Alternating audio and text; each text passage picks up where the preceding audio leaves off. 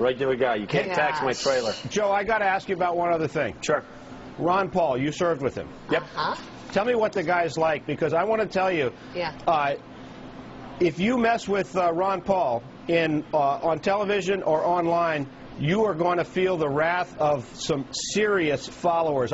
We've been dealing with this the last few weeks at CNBC. We did an online poll after the debate of who won the debate. Ron Paul dominated the debate, and some of my colleagues at CNBC thought that there was something wrong with that. They took the poll down. I want to tell you, my email box, thousands and thousands and thousands of email like I haven't seen from any other, followers of Chris Dodd or Bill Richardson or Joe Biden. Well, I'll tell you, the interesting thing is that my son was back from school and was telling me about Ron Paul signs all over the campus.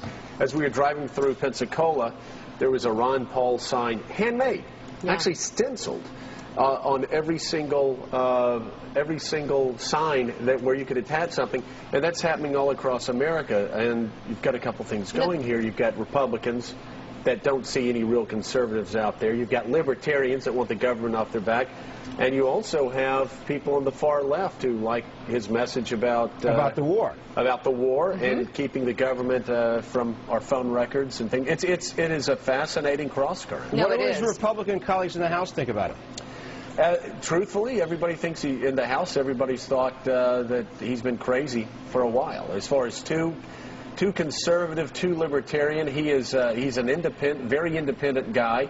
He doesn't play by the rules, and so he's always sort of been off by himself in the Republican caucus, going back to 1996 when he came in, and he was in before. But then again, he ran as a libertarian against the Republican Party. I suspect he may run as an independent again this year if he doesn't win, which would be really bad news for the Republicans. Well, there's something to him, though, because he's got this really fervent following, and I think it was in the style section of the Washington Post yesterday about his fundraising, which, he's actually been able to raise some money. He raised as much as John McCain in the third quarter. Yeah, and John, when you hear him talk, he's an extremely impressive man. When I said Republicans thought he was crazy, he's an extremely impressive man. He's brilliant. He practices what he preaches. He didn't let his children take student loans out from the federal government.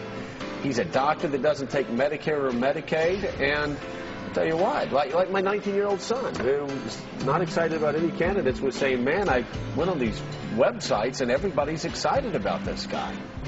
It's interesting, John, isn't it? Thank you, John.